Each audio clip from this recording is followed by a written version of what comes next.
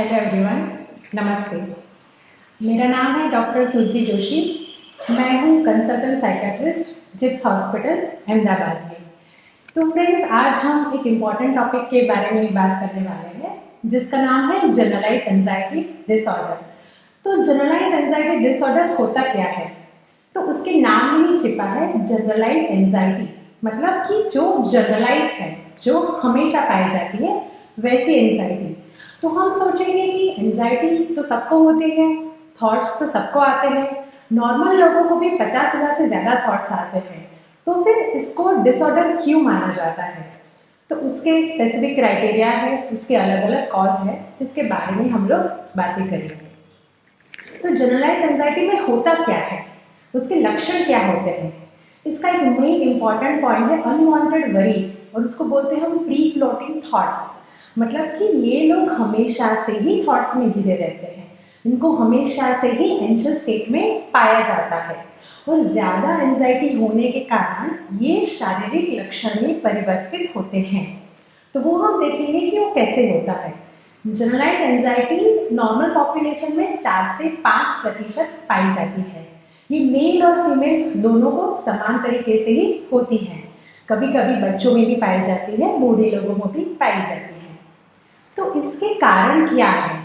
Generally हमारे psychiatric disorder दो चीज पे निर्भरित है, वो है जेनेटिक फैक्टर्स और दूसरे है एनवायरमेंटल फैक्टर्स, और तीसरा होता है न्यूरोकेमिकल इम्बैलेंस, जो हर एंजाइटी डिसऑर्डर और साइकियाट्रिक डिसऑर्डर में पाया जाता है। तो पहला है जेनेटिक कॉजेस, मतलब आनुवंशिक कारण। इसमें क्या होता है कि अगर दोनों पेरेंट्स को एंजाइटी होती है तो ऑफस्प्रिंग में होने के चांसेस 25 से 30% जितने रहते हैं, या दोनों में से किसी एक पेरेंट को हो तो भी आगे की लाइफ में बच्चे को हो सकती है। हम देखते हैं कि कभी कभी पेरेंट्स ज़्यादा एंशियस होते हैं, हर छोटी छोटी बात में चिंता करना, अपने बच्चों को लेके, अपने जॉब को लेके।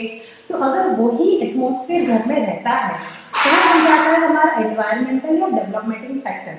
अगर बच्चे बचपन से ही उसी वातावरण में पल रहे हैं या वही एटमॉस्फेयर देख रहे हैं या जी रहे हैं, जैसे कि दादा दादी हैं या मम्मी पापा हैं या भाई बहन हैं, अगर वो बहुत लंबे टाइम से चिंतित रहते हैं तो वैसा ही बिहेवियर उनके ऑफस्प्रिंग यानी कि बच्चों में पाया गया है।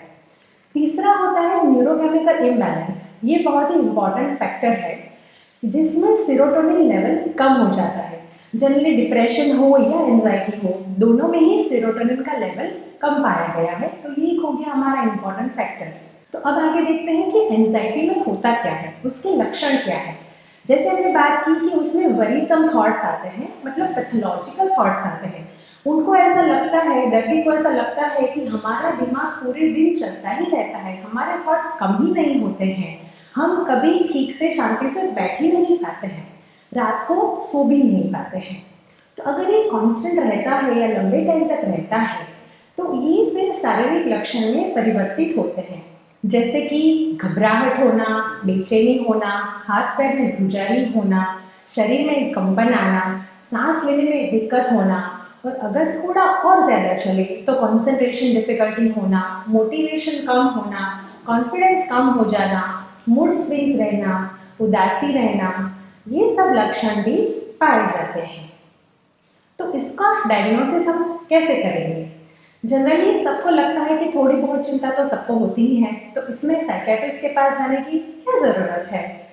तो कभी कभी ऐसा होता है कि अगर ये बहुत ही लंबे टाइम तक चलती है तो दूसरे और डिसऑर्डर्स भी आ जाते हैं, जैसे कि किसी को डिप्रेशन आ जाता है या किसी को इसके साथ ओसीडी भी हो जाता है। तो अगर ऐसे लक्षण आपको 6 महीने से ज़्यादा टाइम तक है तो आप नियर बाय साइकियाट्रिस्ट को विजिट कर सकते हैं, या तो आप साइकियाट्रिस्ट की हेल्प ले सकते हैं। जनरली हमारे फील्ड में देखे जाए तो सबको लगता है कि फिजिकल रिपोर्ट्स तो नॉर्मल है, लैब इन्वेस्टिगेशन तो नॉर्मल है, ब्लड में कुछ नहीं आ रहा है, इको में कुछ नहीं आ रहा है, तो कैसे डायग्नोसिस करते हैं? तो हम बता दें कि ये प्योर साइकोलॉजिकल डिसऑर्डर है। ये साइकोलॉजिकल टेस्टिंग या बातें करने से ही हम डायग्नोस कर देते हैं। इसमें सारे लैब इन्वेस्टिगेशन रिपोर्ट, फिजिकल सारे रिपोर्ट्स नॉर्मल आते हैं। तो अब इसके बारे में बात करते हैं कि ट्रीटमेंट इसका क्या है। तो ट्रीटमेंट पोर्शन में हम देखेंगे कि एक तो दवाई से कर सकते हैं और एक थेरेपी से कर सकते हैं। तो दवाइयाँ कौन सी आती हैं?